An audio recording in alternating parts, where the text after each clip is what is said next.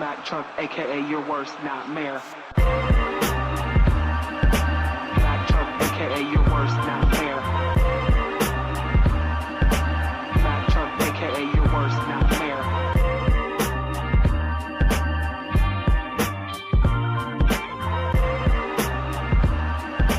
Mack Truck, Mack Truck, Mack Truck. Welcome back. Listen, it is the Mack Truck in the Morning is show. Definitely past the morning hour here. My name is Mackenzie Brooks, aka the Mack Truck, aka your worst nightmare. We're getting a little bit of a late start, and that's okay. Sometimes it happens. Adulting is a thing, okay? But that's what we're here for. We're here for each other. We're here for sports. I'm here. You're here. We got a lot to talk about, but a little bit to talk about. Lots of details here on the Mack Truck Podcast, and I appreciate you guys for being here with me this evening, morning, wherever you're at, anywhere you get your podcasts here on the Underknown Network. It's been a week. I can tell you that. It's definitely been a week, but in probably the best way possible. I apologize if you're just now seeing me. I am trying to get everything shared out on the map. We're out here. Welcome in. Listen, like I said, adulting took over. Had to finish some things with the wifey, but we're here.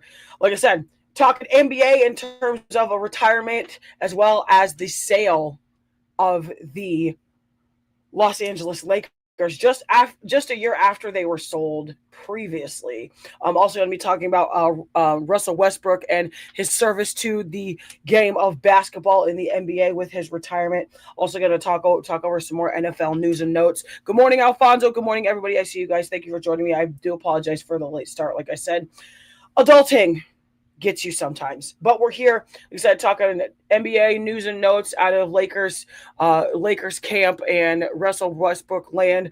I'm also talking about some NFL news and notes out of the Washington Commanders as well as the San Francisco 49ers and what that looks like with losing Ricky Pearsall and all the pieces that they're getting back.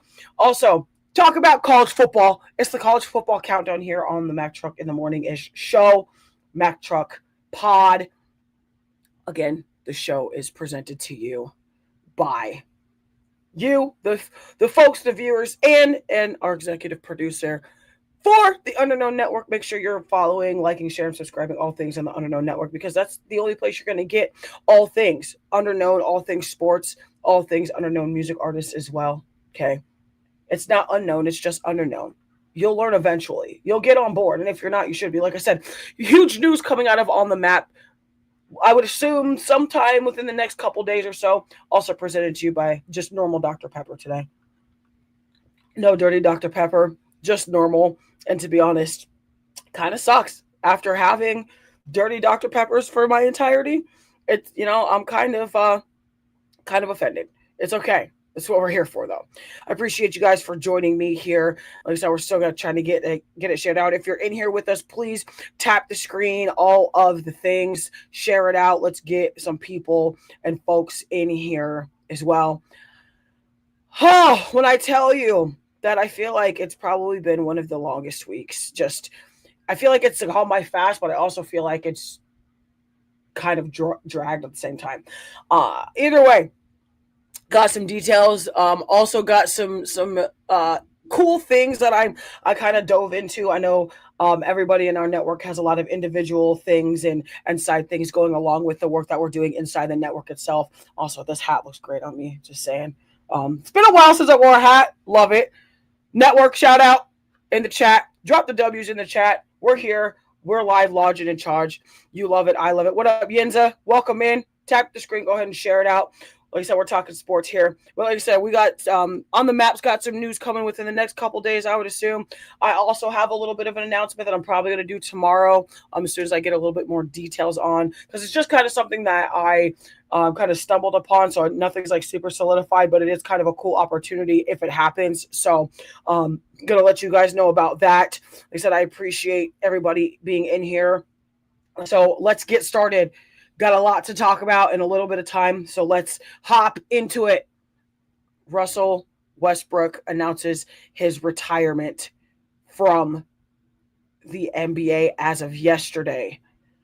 And to be quite honest with you, I was a little bit surprised when I heard this, when I saw the news.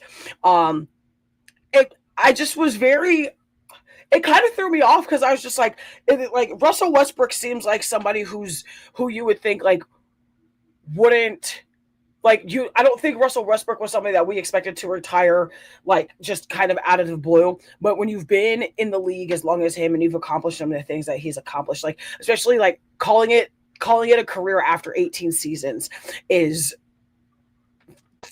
phenomenal. Like the things that he's done, and not that he necessarily won a ring because he didn't get a chance to win a ring in terms of just like today's basketball, but he definitely has set the precedent for two-way players in terms of guard guard play. So huge shout out to him. I mean, also like if you enjoyed his career, I want you to drop some of your favorite moments in the chats here as well. So, like I said, nine-time All-Star, 2017 NBA MVP, two-time scoring champion, and three-time assist leader, and of course, obviously, the NBA's all-time leader in triple doubles with 2009. You can find that at basketballreference.com. Russ finished his career with 27,176 points and 10,351 assists, putting himself 14th overall in scoring and 5th overall in assist via Reuters.com. You can find that at Reuters.com as well. And my earliest memory of Russell Westbrook was, as far as just like cognitive memory, was really him coming into the league with just kind of like I don't want to say not a lot of hype because he had some hype coming around him. It just he was very much a silent assassin for a little while, and then obviously once you start to build your career, people start to see who you are, and you start to just develop your game even more. So the fact that he's been able to do that and not win a ring is what to me has been most impressive. I'm not really sure where I would put him in the list of like all times, but he's definitely on that list if we're going like 1 to 20, 1 to 100, whatever that looks like. So it's definitely interesting. I got some comments already. Steph is the only one left out of all those point guards. Yeah, isn't that crazy? Steph Curry is the only one left in that era out of all the that's insanity to me. Jeez. And I mean, and we're gonna have more news and topics on Steph Curry as well in terms of the Golden State Warriors and being able to see if he's gonna end up being a lifer and all the things. But right now we're still talking Russell Westbrook here on the Mack Truck Podcast, Mack Truck in the Morning, and I appreciate you guys for joining me here today. And I think the thing that we have to appreciate about Russ is like the dude brings energy every time he hits the court. Like it's quite interesting to me how he's just able to bring like I don't want to call him a polarizing player. I mean, he is a polarizing individual, but like I think later on in his career, he became a lot less polarizing just because obviously he was looking for a place to just, not really fizzle out, but to still be competitive and not have a lot of like high expectations. I know that sounds kind of like bad, but he went to a place where he could just sit there and just play his game, finish developing out his game, help develop some of the younger pieces around him and everything. So like I said, I appreciate you guys for joining me. I see everybody here in the chat. Go ahead and tap the screen. Go ahead and share it out. All the things here on the Truck Show. The only other thing that I in terms of just Russell Westbrook is, do you guys think that he could have put himself in a better ring position if he hadn't been so polarizing? Like, I saw this question, ironically enough, here on the TikTok sphere in its entirety, that, if Russell Westbrook wasn't so polarizing, he probably could have won a ring. But then I'm sitting here thinking, like, we've had plenty of polarizing individuals get multiple rings. LeBron James being one of them, Shaquille O'Neal being one of them, Michael Jordan definitely being one of them with 6. Okay, Steph Curry in a sense being one of them. Draymond Green. I literally could keep going. So it's just like for me, it's just like I don't understand where that sentiment comes from as far as him being polarizing and or being less polarizing and winning a ring. It doesn't make any sense to me. Quite frankly, but I mean, I guess I could see where people are going with that. I got some comments here from the network. If KD wouldn't have tucked his tail and ran to Golden State. That is fair. I absolutely agree. If Kevin Durant didn't tuck his tail and go to Golden State, leaving the Thunder, I think the Thunder would have had their first championship in a long time, prior to Kevin Durant's departure to the departure to Golden State for Kevin Durant and Russell Westbrook. I also see some more comments here. Going to be a lot of back and forth audience engagement today, like I said, because we do have a little bit of a shorter time, so I want to make sure we're hitting everything. Alfonso, there's a lot of great PGs that never won. John Stockton, yep. Chris Paul, Russ, AI, absolutely, yeah. All the great point guards that we know that didn't necessarily have a ring, but absolutely impacted the game. Russell Westbrook is absolutely on that list. And like I said, I highly agree with our network comment over here saying that, if Kevin Durant hadn't have dipped and ran to Golden State instead of just playing it out and giving it a chance, they definitely could have had a ring. I also think if James Harden also wouldn't have made the decision to leave and go to the Rockets, I absolutely believe Russell Westbrook and James Harden could have gotten that ring over in Oklahoma City.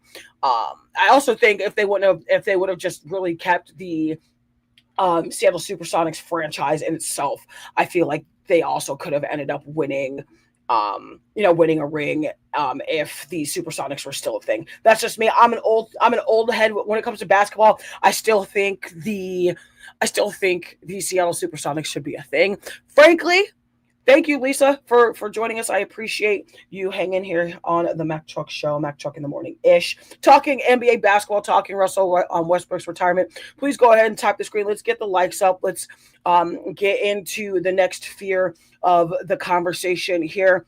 So my question is like, you can debate the shooting, the turnovers, the success, all of that, but I don't know if you can necessarily debate the production that Russell Westbrook had.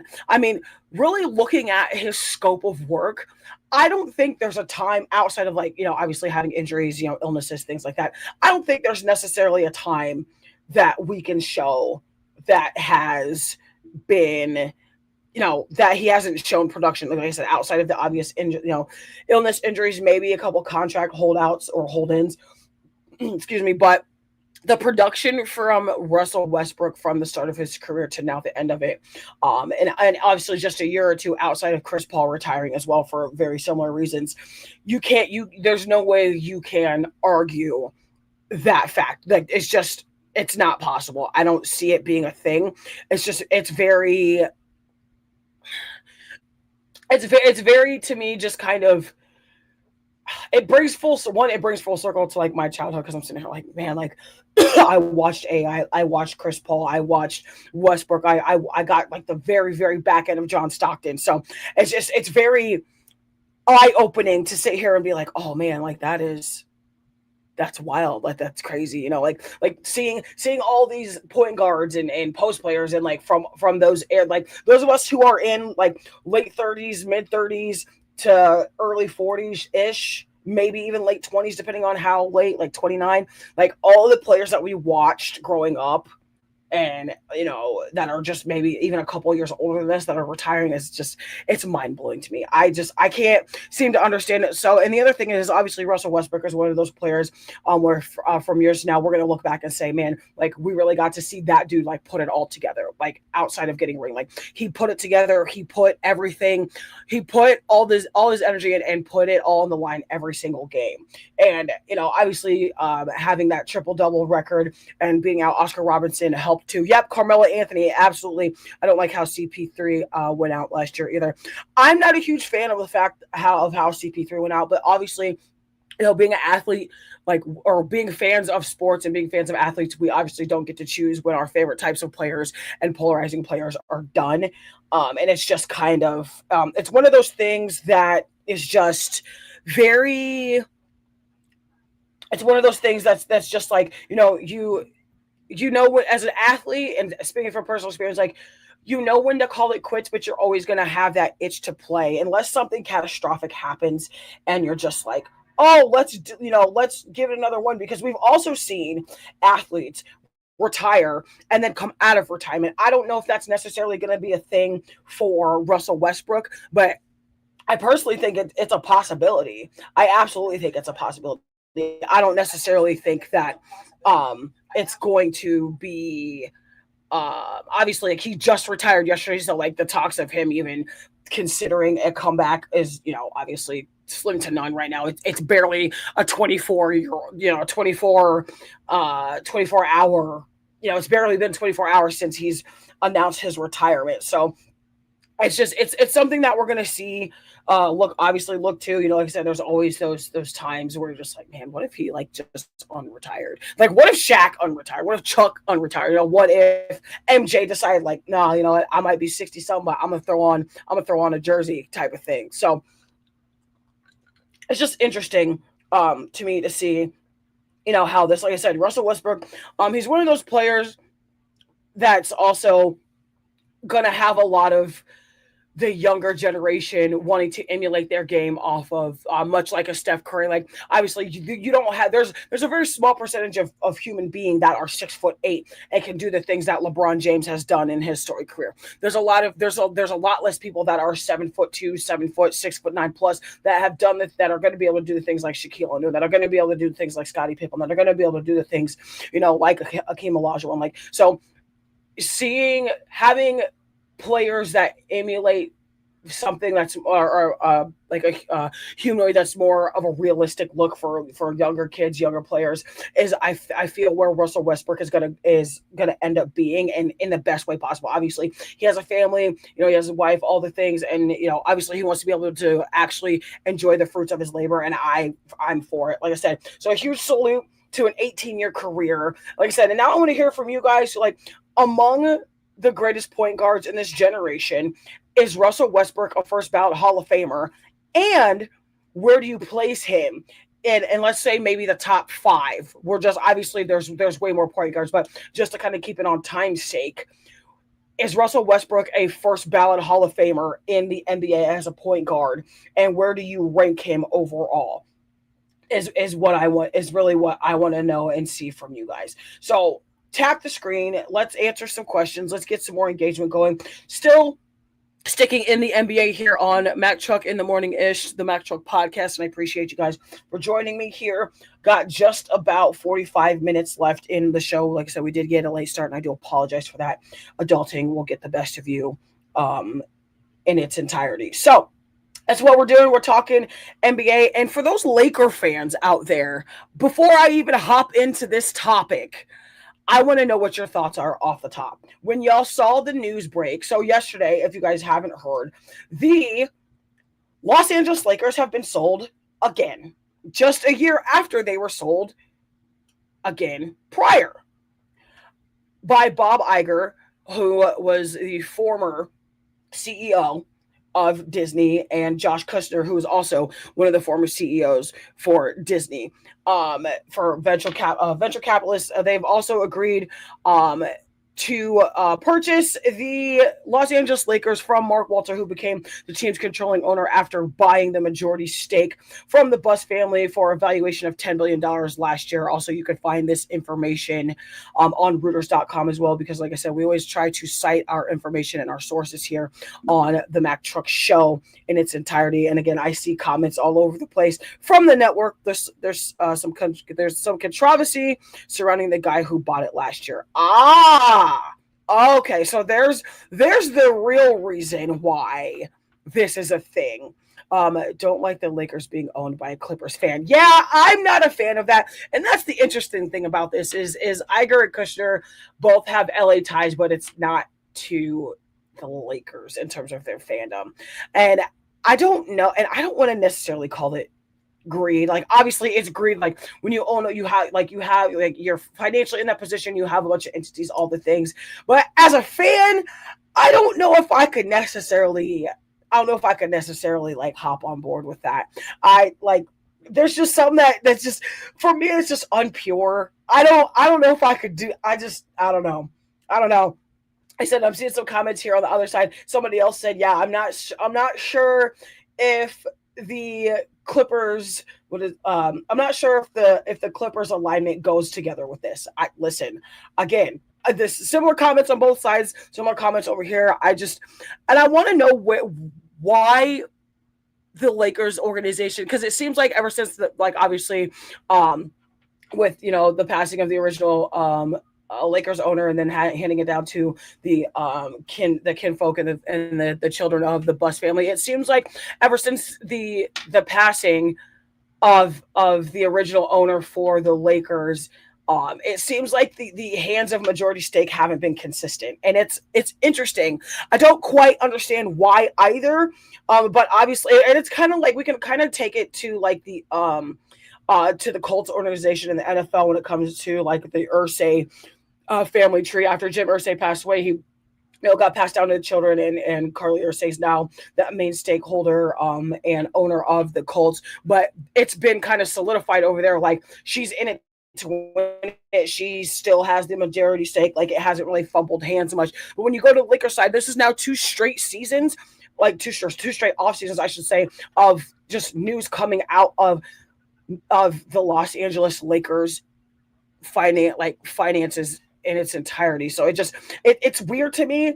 But like I said, Mark Walter had bought the Lakers franchise majority stake from the Bus family for $10 billion. So like I said, you're telling me that the Lakers are roughly like a year after being bought, and they got bought again, and only for another $2.5 billion. Because if you were going to do all that, you should have just bought them for 12.5 last year and tried to increase the stakeholdership this year. You could have added another 2.5. You could have added another 3 if you wanted to, if you would have just stuck with the 12.5 last season. That's what I just don't quite understand with this. But obviously, like that's the business of sports. Like obviously, if you know sports and you have that experience in business, like unfortunately, that is how the cookie crumbles sometimes. And sometimes it's just not meant to make sense. It is what it is. Sometimes it's just not meant to make sense when it comes to the realm of business and sports and ownership. But I also want to know now, like you let the history, if you put this history in the perspective in terms of the LA Lakers. The Bus family purchased the Lakers back in like 1979, 1980 for $67.5 million. In 1979 and 1980, they purchased it for $67.5 million. They went on to obviously to oversee one of the greatest runs in sports history, including the multiple championships and some of the biggest stars in the NBA has ever seen. Obviously, Shaquille O'Neal being one of them. Obviously, the Black Mamba Kobe Bryant being one of them. Obviously, Irvin Magic Johnson being one of them as well. So it's not like it would be different if the Bus family had purchased it for all that money back in 60 or in 79 rather, and hadn't had a storied franchise in terms of championships. But that's not the case. Obviously, the Lakers are one of the most historic franchises in sports across the board. So, like I said, it would be different if they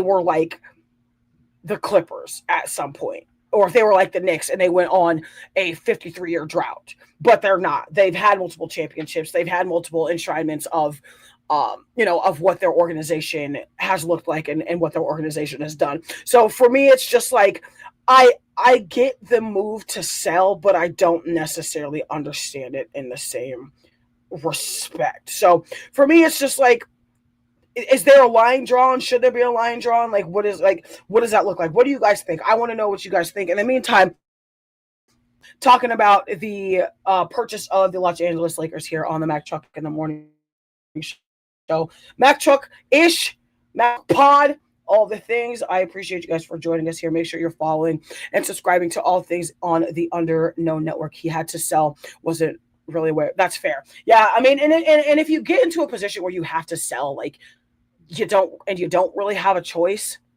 obviously you got to kind of just go with,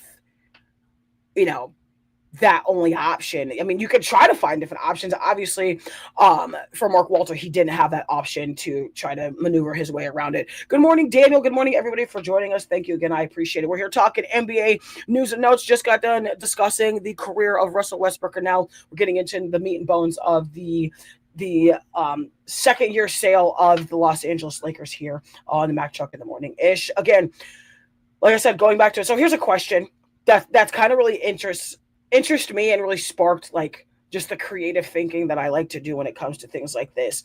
What does this mean for the Lakers moving forward? Like, what does this sale? What does the second sale in a year mean for the Lakers? Like, obviously, you've had a lot of things happen. You had the departure of LeBron. You've had Bronny sign his guaranteed contract, so that now he's solidified. You have Luka Doncic, who's now seeming enough like now this is his team. This is no longer a LeBron and Luka team. It's a straight Luka Doncic team. You have, like I said, you have LeBron, who's now departed his way and made his way over to back to the Eastern Conference in the Philadelphia 76ers. So, as far as basketball is concerned, what does this mean for the Lakers?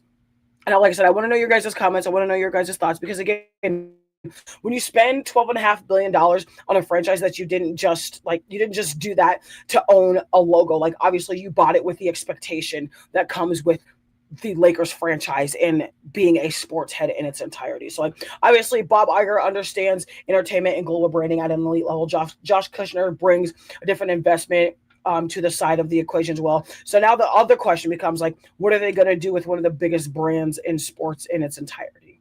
Like, what does that look like? Like, what was like outside of the fact that Mark Walter had to sell the team? Like, what does this mean for the brand? What does it mean for the brand in terms of the sporting franchise, not just the global franchise as far as the business aspect? And again, I see comments both sides. We're going to kind of hop back and forth here really quick. I'm still just not excited about the Luka AR pairing. Okay. Why? Hello, KK. Welcome in. Talking sports here on the Mac Truck Show. I appreciate it. Obviously, like I said, with that expectation, you have championships, you have superstars, you have winning, and now I feel like they have even more added pressure to that. On its entirety, like, Lakers fans, I know y'all are gonna have something to say. Y'all always have something to say, and not in a bad way, but like it seems like the Lakers organization has kind of,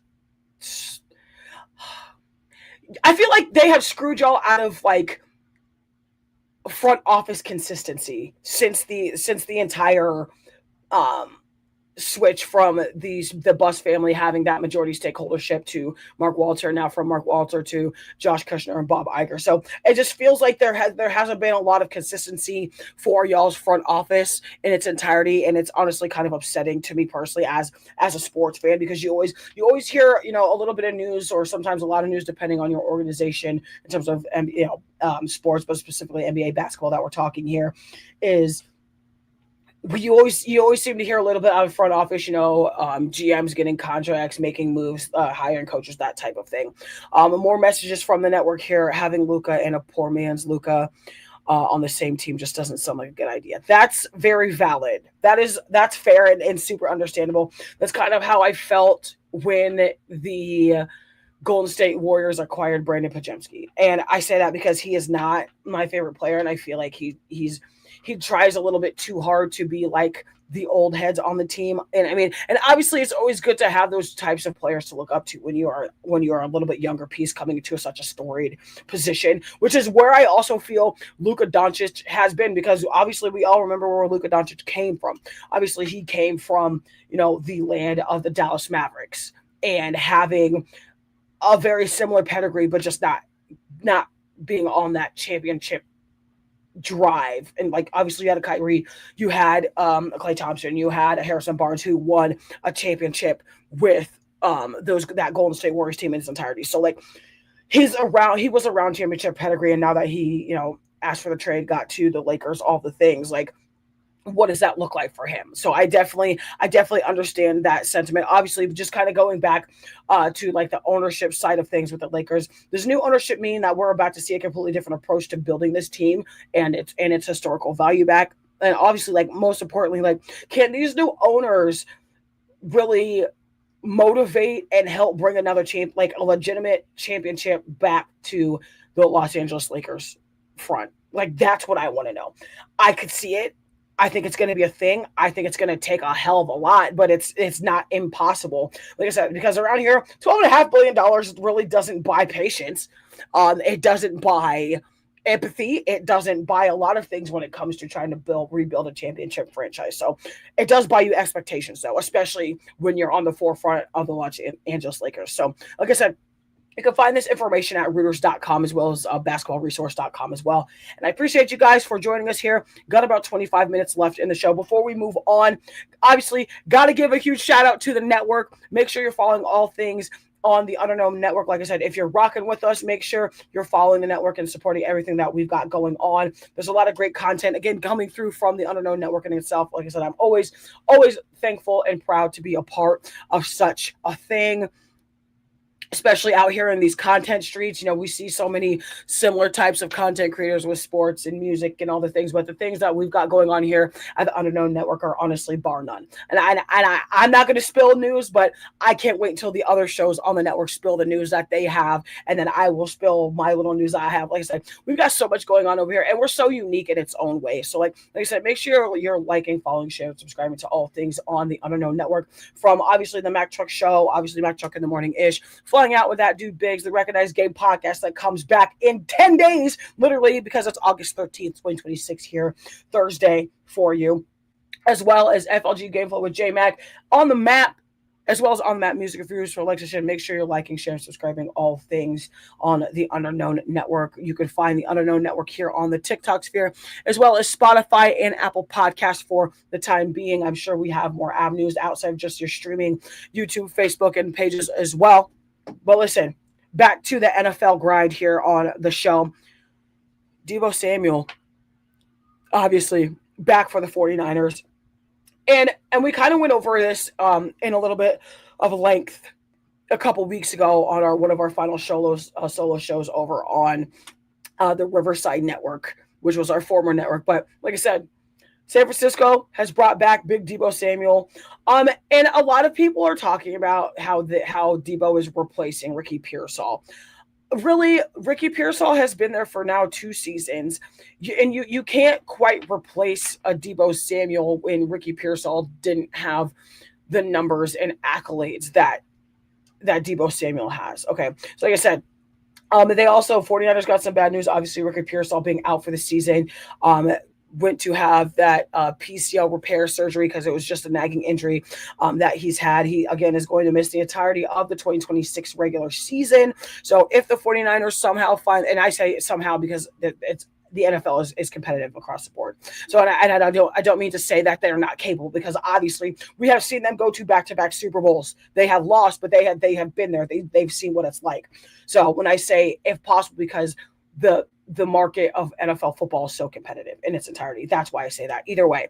Hello, Athena. Welcome in. I appreciate you for joining us. We're talking sports here. Go ahead and tap the screen, share it out, all the things, get your dailies, whatever that looks like. I appreciate you guys on both sides. Either way, Ricky Pearsall is out for the entirety of the 2026 regular season. Again, just had that surgery, I believe, yesterday, or if not, even earlier this morning. Obviously, a big loss for San Francisco, but when you insert a Deebo Samuel back into the realms of a 49ers Kyle Shanahan-led offense, I don't necessarily think there's so much drop-off. In fact, I think it makes the receiving core for Brock Purdy that much better again, because you lost Deebo Samuel to the Commanders and you bring him back on a 1-year deal.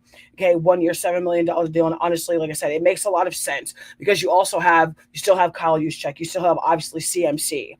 All right, like CMC is a Swiss Army knife. Like, he's listed as a running back, but it also helps that you have Deebo Samuel back on the outside, because it opens up the run game even more in its entirety. Like, yeah, you had Brandon Ayuk, and we're going to talk about him a little bit later on, probably tomorrow or next week, but that whole controversy. But as it stands right now, you have Brandon Ayuk. He's not going to play. I don't think he's touching the field for the Niners, but you have a Kyle Juszczyk still. You have George Kittle, who's expected to come back, I would assume, between weeks 1 and 3 after that Achilles tear.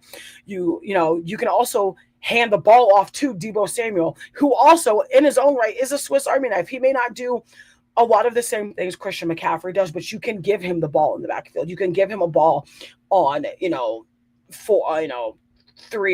and 8, on a 2 and 5. Like, you can give him some of those short distance runs. So it's going to be interesting to see how it all works out. And the best thing about this is that you don't necessarily have to.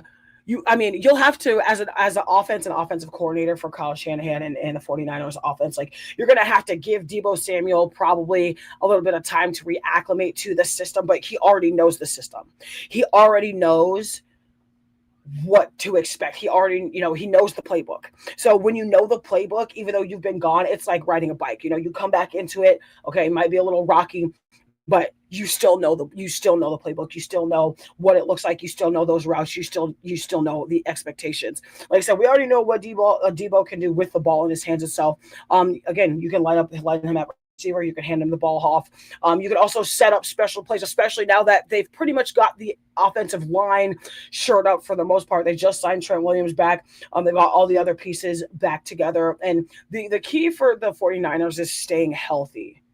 And that's the biggest part as far as like the offensive line front is staying healthy. And I think with the way that they run training camps now, like, you have limited practices even in season where you have pads and all the things, like, it's all about health is wealth. The best ability is availability. That is a thing. Okay. But the other thing is you don't have Juwan Jennings anymore. Juwan Jennings is now catching passes with Jay Jetta, with Jordan Addison, and being tossed the ball by Kyler Murray over in Minnesota Vikings land. So essentially, you're replacing two pieces with one. And I say two because, like, obviously you lose Ricky Pearsall and you lose Juwan Jennings to the Vikings in its entirety. So, but the interesting, like, this is again where it gets interesting because, like I said, you lost Juwan in free agency, but I think adding Deebo Samuel back is almost more important, especially because it's almost like you kind of lost your entire receiving core. And I'm only saying that because you can't just throw the ball to CMC and Kyle Juszczyk. Like, it's not going to, it's going to get you somewhere, but they're going to, like, you just can't repeat the same types of plays for those two players over and over again, essentially is what I'm saying. So, like, obviously it's not going to be the same Deebo that we got a couple of years ago, but it also very well could have that same effect. And then especially on the other side, and I can't believe I almost forgot this, but having Mike Evans down there too also helps alleviate that so much. Like, it also opens up the run game because obviously we all know what Mike Evans can do, like, obviously having his storied career over in Tampa Bay before obviously coming over to the 49ers in the offseason as well. But my question is how much does Deebo Samuel have left? Like, does Deebo Samuel have that thing still in the tank? And I definitely just talked about George Kittle, but you still have to remember the fact that George Kittle is coming off an Achilles injury. Like, obviously, while, like, medicine and technology is way different now than what it was before, like, it's just Achilles injuries are so hard to like come back and feel yourself again. And also, in the other side of things is on the defensive side, what are you going to do if Nick Bosa is unable to be comfortable? Because right now, like, some of the reports coming out of camp, you can find this obviously ESPN.com, NFL.com via Adam Schefter. Like, Nick Bosa has not been practicing at training camp because he just doesn't feel stable enough on that knee, which obviously if you've ever torn your ACL, anything like that, once you have that surgery, once you have that repair, it's a lot of mental reps and like a lot of like mental comfortability trying to get your knees back to where they were. Also, you still have Fred Warner coming off, like, almost completely healthy, if I'm not mistaken. So a lot of moving pieces over in San Francisco land, a lot of moving pieces just across the board. And I think for me, it's going to be interesting to see where the entirety of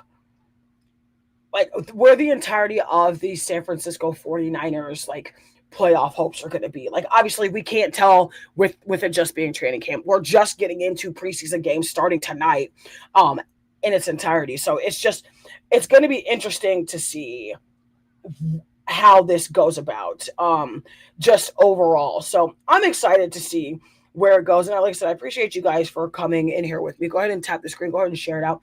Got another 1.5 topics left here on the Truck Show. Currently talking about the San Francisco 49ers and re-adding that piece that is Big Deebo Samuel over for the San Francisco 49ers. And before we hop into the next team, that is the Washington Commanders, I also want to know if y'all think that just specifically adding Deebo Samuel back to an already high-powered offense if that propels them into Super Bowl hopes. I've seen a lot of things from like I follow, ironically enough, I follow San Francisco like 49ers wire on sports socials, and I'm interested to see if people really think that just by adding or re-adding the piece that is Deebo Samuel, if it automatically propels the San Francisco 49ers into playoff and Super Bowl contention. Sorry, I had to take a drink. A little thirsty up in here. Either way, I appreciate you guys for being here. Moving on into the news that is the Washington Commanders. Jaden Daniels back again for another shot at it after obviously dislocating his elbow last season and losing the entirety of the season. You had Deebo Samuel last year, now you don't. But the biggest issue now for the Commanders is unfortunately having lost Laramie Tunsil. So far, he's currently out for the majority of the 2026 season as well, tearing his tricep in training camp. And that's a huge loss because the biggest thing for Washington since Jaden Daniels has gotten over there is protection. You have to have offensive line protection to have Jaden Daniels be able to get time to throw the ball. And it's rough because that seems to be one of the biggest narcs in some of these high-powered offenses. Okay, you have this super talented, highly touted offensive prowess in the San Francisco 49ers or the Dallas Cowboys or the Green Bay Packers, or right now we're talking, like I said, the Washington Commanders, but you don't have some protection. Or you have half a line protection and your quarterback's right-handed. Jaden Daniels is a right-handed quarterback. Your blind side is your left side if you are a right-handed quarterback. Laramie Tunsil is his blind side tackle. Now, they're looking to kind of replace him with Brandon Coleman. Brandon Coleman came out of TCU, plays primarily guard, but definitely has a lot of experience playing tackle because that's where he played in college. So putting Brandon Coleman in that spot for Laramie Tunsil is going to tell us a lot if they can actually interchange positions on the offensive line and really kind of maybe find some of those interchangeable pieces. Like because essentially when you play offensive line, you have to know every single position with center included, because one, you never know what's going to happen. You're going to have situations where people are going to tear things, where they're going to need rest, where they get sick, and you may be low on numbers. I mean, and it's shocking. Like I said, I know it's the NFL, and there's depth charts and practice squads and, waivers for a reason, but in its entirety, as an offensive lineman, and honestly, offensive line, defensive line, anything in the trenches, essentially you should know or have an idea of how to play every other position with center included. And essentially for Brandon Coleman, he does. Like I said, he's got experience playing guard. He's got a little bit of experience playing center. He's definitely got a lot of experience playing left tackle. So hopefully they can get. Hopefully, the Washington Commanders can get Brandon Coleman back comfortable enough playing that backside tackle position for them to keep that comfortability for Jaden Daniels in its entirety.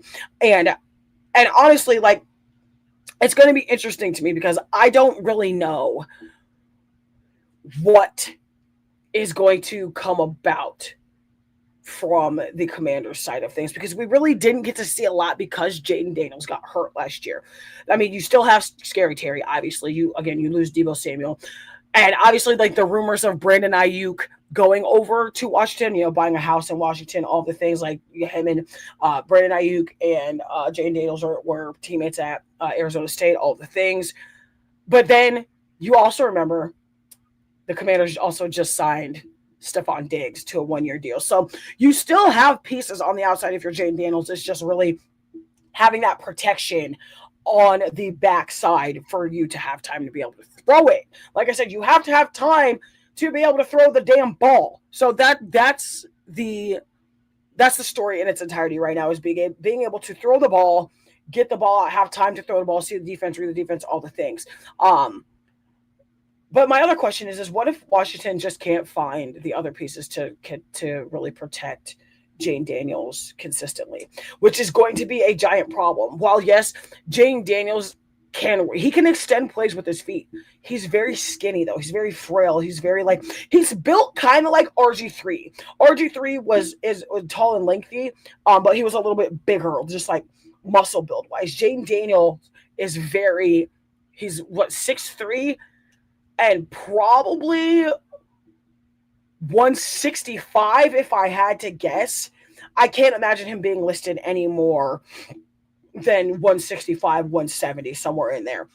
But you have to be able to find that structure across the offensive line to get that protection. And that's obviously where some of your rookies come in. That's obviously where some of that older veteran experience who haven't necessarily had time or gotten time to play those primary positions. Like this is also what training camp is for. Like training camp is for those types of people who want to try to make the 52-man roster and ball out in some way, shape, or form. Whether you ball out enough to make the second string, you still get to sign a contract and be on that 52-man roster. Whether, you fall back a little bit, you're coming off the injuries and I'm on the injury report or I'm going to have to be on the practice squad type of thing. Like, there's so many different possibilities for this in its entirety, and it's interesting to me. Like I said, the biggest question marks for Washington is, can we shore up those interchangeable pieces for the offensive line? Is Jaden Daniels going to be able to stay upright? Can they keep him upright is the other biggest question. Like, getting somebody upright is one thing. Keeping them consistently upright and clean as an offensive lineman is the ultimate goal. 0 sacks, very little pressures, that type of thing, giving your offense time to develop as that core piece in the front five as the offensive line. Again, I don't necessarily think that having, with Laremy Tunsil being out, I don't think it necessarily means that the Commander season is over. I don't think it's over. There's some of those cases where people are like, oh, the season was over before it started. I don't think that's necessarily the case here. Like I said, you added Stephon Diggs on a 1-year deal. You still have scary Terry McLaurin out there. Jane Daniels, obviously, we've seen what he's done. And I think a lot of the hope for the Washington Commanders is what Jaden Daniels is able to show in his rookie season. Unfortunately, you have to kind of hang on to that because he didn't get to play a lot last season because he got hurt.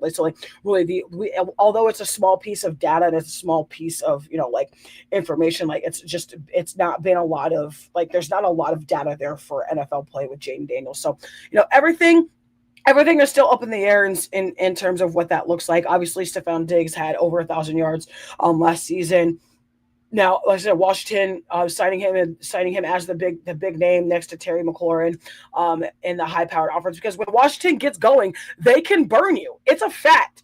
And I don't necessarily think the switch between – I don't think there's much of a drop-off between Stephon Diggs and Deebo Samuel. So I'm interested to see what that looks like. I'm interested to see how they put together this offensive line, if they maybe try to find somebody off of waivers, maybe if they try to, give an extension to somebody on their offensive line, maybe from a practice squad type of deal. I'm interested to see what that looks like. So before we move on here into our next topic, that is college football, I need y'all to like, share, and subscribe. I need you to tap the screen, share it out, all the things, post it to your story. We're here on the Mack Truck Pod. We're here on Mack Truck in the morning-ish, just about 1:40 in the afternoon. Got about 10 minutes left in the show in its entirety. But listen, right now, when you go to either the TikTok shop or inmybag.bigcartel.com and use the code word TRUCK, TRUCK at checkout, you will receive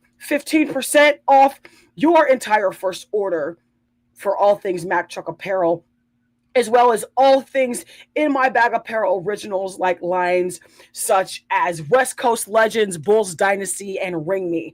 And I'm going to tell you right now, like I said yesterday, this come up for me on the other side is coming. I got over $1,500 of merchandise in my cart. I can't wait to get it. It's off the hook. But like I said, all things Unknown Network merchandise as well. But make sure you're giving a huge shout out to Evan Thunder Bradfield and his creativity with In My Bag Apparel and Customs. Like I said, the sole proprietor and founding member of this show and the executive producer for this network that is the Underknown. Make sure you're giving him a shout out. Make sure you're giving love. Make sure you're using that code word TRUCK, TRUCK, online at inmybag.bigcartel.com for 50% off, 15% off, as well as here on the TikTok sphere in the TikTok shop. Okay, look, college football is 2 weeks or less away. I am the most excited. I don't think I can express how thrilled I am that football in its entirety is back. Okay. Now, if y'all are still here on both sides with me, like I said, we got about 10 minutes left in the show. Drop your college team in the chat. Because from when college season starts, I don't want to hear anybody talk about, oh, this was my team from the start. If you didn't drop in the chat or we ain't talked about it before, ain't no way. Ain't no way y'all had your teams before college season. Obviously, obviously the network, Texas fans, hook them. Listen, the network is the only reason why I would ever willingly say hook them. That's the best friend. That's the family. Hook them over there. Obviously, here in Mack Truckland, we're all Iowa Hawkeye fans. Okay, but we are honestly unbiased. We do watch a lot of teams over here, but obviously our primary alignment with college athletics, especially when it comes to the realm of football, is the Iowa Hawkeyes. Okay, Alfonso, go Bruins. All right, we got some Big Ten, we got some SEC. I need to see what everybody else got's going on, but I do have the 2026 AP Top 25. It's AP and On3 Sports Top 25 preseason poll. And this first one, the first 6 teams are so, and I say stupid because I'm very anal about like giving respect to the current champion. It irritates the absolute crap out of me that some of these preseason polls have teams that didn't make it to at least the second round in the top 10 or top 6, or they just arbitrarily put teams up there that are for namesake. It doesn't make any sense to me. But here's the first 6 for the On3 and AP Top 25 preseason poll. Ohio State at number 1. Ohio State should not be number 1. I'm going to tell you that right now. Number 2, Oregon. Number 3, Texas. I like Texas at that 3 spot. Texas showed a lot last year. You have Arch Manning coming back, I believe, in his true senior season. I think Arch Manning is going to go off. It's going to be scary. It's unfortunately going to be a scary scene in the SEC. If I'm going to be completely honest, I think Texas wins the SEC, and I'm not just saying that because of the network. I truly think that it's Texas's time to take over once again. They've shown the most consistency outside of other conferences. I'm just speaking specifically in the SEC itself.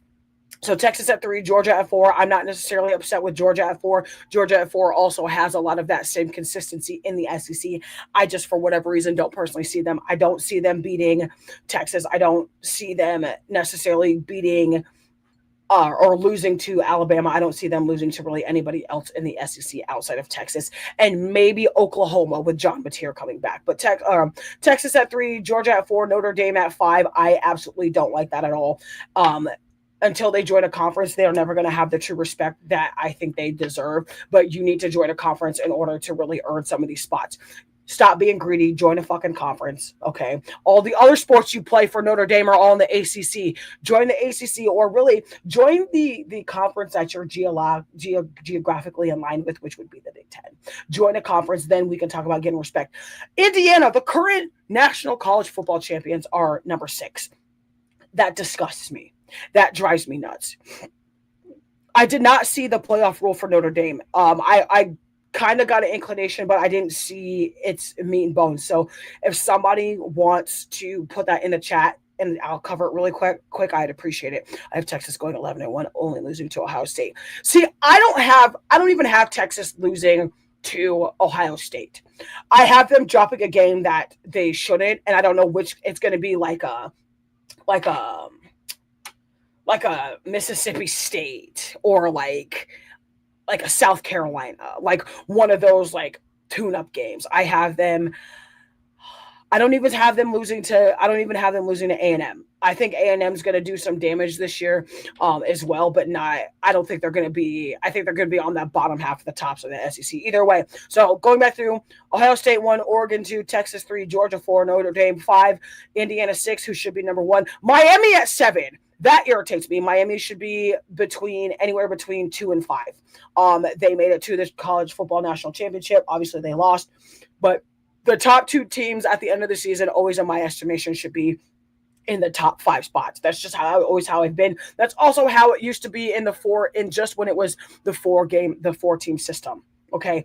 Moving in, number 8, Oklahoma. Number 9, Ole Miss. I like Ole Miss at number 9. They're returning Trinidad Chambliss after that entire SEC suing scandal and him losing Lane Kiffin, obviously, to LSU, to being the LSU head coach now. And you have Pete Golden coming into his first true season as head coach at Ole Miss.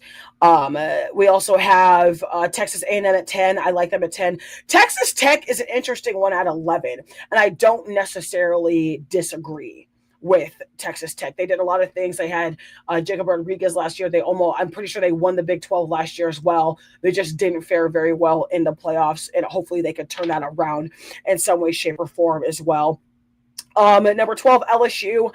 LSU has Sam Levitt, and obviously now being under a Lane Kiffin-led offense, it's going to be interesting to see how Lane Kiffin tries to have the resurgence for the LSU Tigers come back. Does he try to turn it into 2019 where where was a Joe Burrow season? But obviously, or not obviously, but also or re-add Coach Ogeron back to that staff is interesting enough in itself. Got some comments here. I think Texas and Ohio State could be low-scoring game, but both having a good defense. Yeah, they have very solid defenses. They play a lot of cover and man, and I think it's going to be interesting to see. I think Texas pops the top off of the defense, though. I think Arch Manning just slices and dices, and maybe I'm giving a little bit too much credit just to the fact that like Arch Manning, and not because of his namesake, but Arch Manning is a damn good football player. I don't care what anybody says. Arch Manning is a good football player. Moving on, USC at 13, I absolutely do not agree with. Why is USC that high? Y'all damn near lost to Iowa, and Iowa was a pretty damn good team last year. What is USC returning? They lost Malachi Lemon, and they lost that other receiver on the other side. But USC should not be this high. I'm going to tell you that right now. Alabama at 14. I think they could be 12. They lost Ty Simpson last year, obviously, to the draft. He got drafted in the first round of number 13 pick to the Los Angeles Rams, is now sitting behind Matthew Stafford. So Alabama obviously also losing Caden Proctor, losing a lot of pieces to the draft. I'm interested to see how they rebuild. Obviously still having Nick Saban just around the culture with Kalen DeBoer is going to be interesting to see how they fare. I don't necessarily agree with having teams like USC and LSU high because of their recruiting. Just because you have good recruiting doesn't necessarily mean you belong super high or even mid-high in the top 25 AP polls, but that's also why they are preseason polls. That's what it is. BYU at 15 is interesting to me. BYU also did some damage in the Big 12. They also lost a couple close games, so I'm not necessarily disagreeing with BYU at 15. Michigan. So we have a slew of Big 10 teams from 16 to 18. Michigan, Washington, and Penn State. Penn State should not be above Iowa. I'm gonna tell you that right now. Iowa is further down in the list, but they are not. They're not high. They should not be ranked higher than Iowa, and I'll tell you why here in a second. Michigan at 16, I'm okay with. They're obviously returning Bryce Underwood, I believe, in his true junior season. Washington is interesting. I'm kind of neutral on Washington. Washington gave a lot of people different looks and different fits in the Big Ten last year. I'm not necessarily upset with Washington. My biggest issue with these 16, 17, and 18 is Penn State. Why do you have Penn State at 18? They listen, James Franklin got canned last year. They did not have a great season. Drew Aller broke his ankle last year. They lost a lot of pieces, and essentially you get Matt Campbell, who is a very good coach, came from Iowa State. Okay, I'll check it here in just a second. My Mr. Network executive producer, just give me a second here. You essentially replaced the entirety of the Penn State Nittany Lions and replaced them with the Iowa State Cyclones.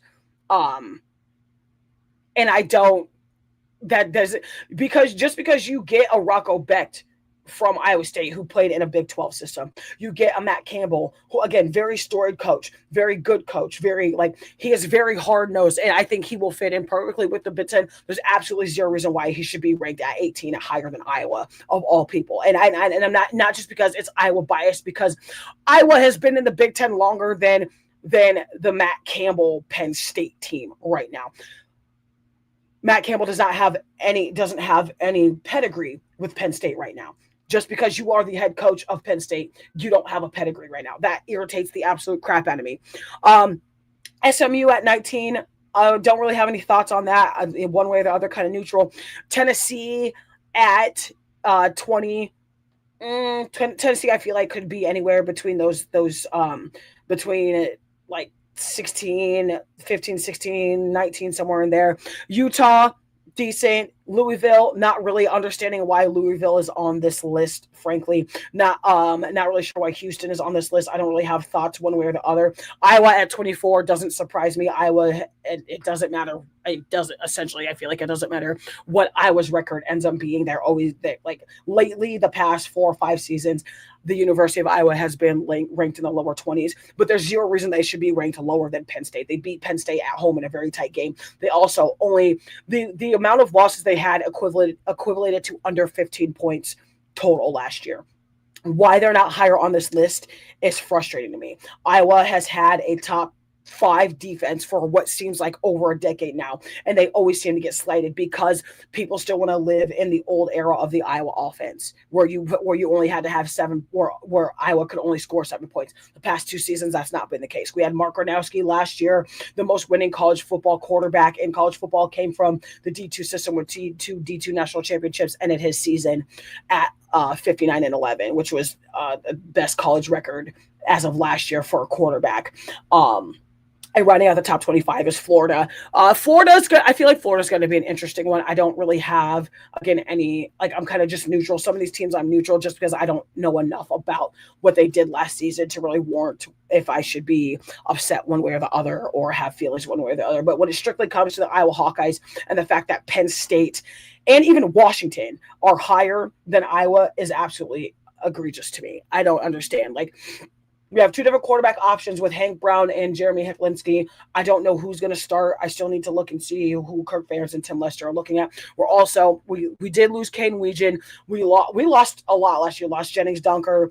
Lost Logan Jones. Two of the pieces of Joe Moore were winners for the best offensive line in college football. Lost them obviously to the NFL.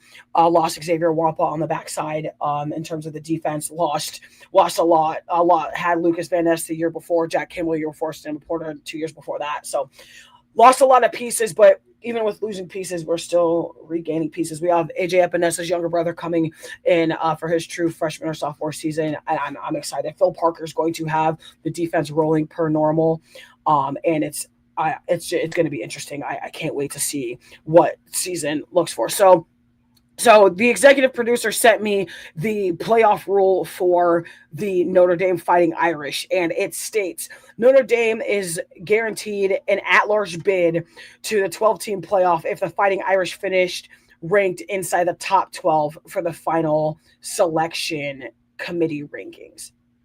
So they have to finish in the top 12, or they have to be ranked inside the top 12 prior to the final college selection ranking, if I'm reading that correctly. So because they remain independent program and do not play in a conference championship game, they cannot receive an automatic first round bye as a top 4 conference champion. That is what I have always said.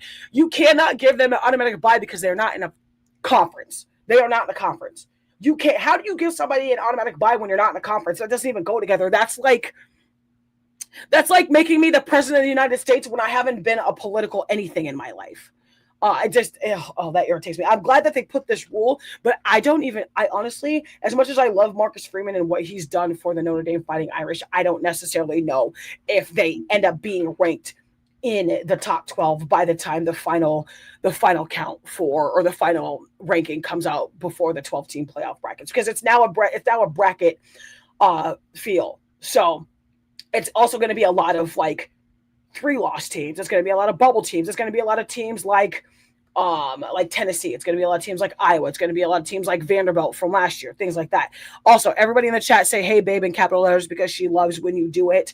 Hi, babe. I just got your text. I'm almost done, I swear. Either way, college football is almost here, literally 14, 13 days before college season. We also have NFL preseason this weekend. Still planning to do our show tomorrow. I get my daughter tomorrow. I'm so excited.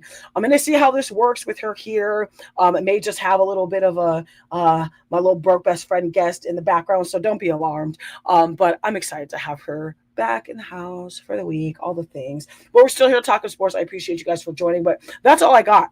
That's all I got. Like I said, we had a lot to talk about. Started a little bit late, and that's okay.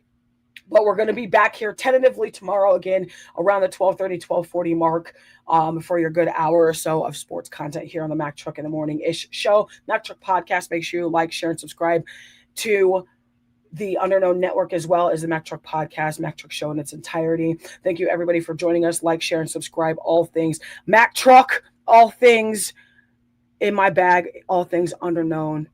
And for all you individuals out there for your mommy and wife life content, make sure you're following the Mom Brew Podcast. Episodes coming back soon. Brought to you by yours truly, who happens to be the executive producer of said show. Listen, I am also an executive producer in my own right because I help produce my own show and my wife's show. And I feel like I'm kind of cool. So, like I said, make sure you like, share, and subscribe. We did end up going live on the main page today. So what I've decided is I'm going to keep posting content on the truck page so we can build it, and then we're going to put shows on. So the faster it builds, the faster we go over there for shows. But did a couple shows over there, didn't quite get the traffic that I was expecting, and that's okay because it's still kind of a small entity. So if you're not following the Mack Truck Pod page, I appreciate if you would please do that. And I'm going to tap the screen over here with it as well so you guys can see. Go ahead and like that page for content. There'll be clips, there'll be questions, all the things. Just getting some content out there in its entirety. So for now, we will see you tomorrow. Like I said, like, share, and subscribe to All Things Underknown Network on the map. Flying Out with That Dude Biggs, the Mack Truck Show, the Mack Truck Podcast itself. FLG Game Flow with J-Mac, as well as Recognized Game, coming back to you in exactly 10 days, as well as on the Map Music Reviews. I am your host with the mostest, Mack Truck, the Princess of Pain, all things sports and all things random food topics. Also, for those you individuals who enjoy green bean casserole, I'm convinced that you have no taste buds and you don't use seasoning in your food, unless you're my wife. I love y'all. I'll see you tomorrow. Stay tuned and stay sporty. We'll see you on the next run.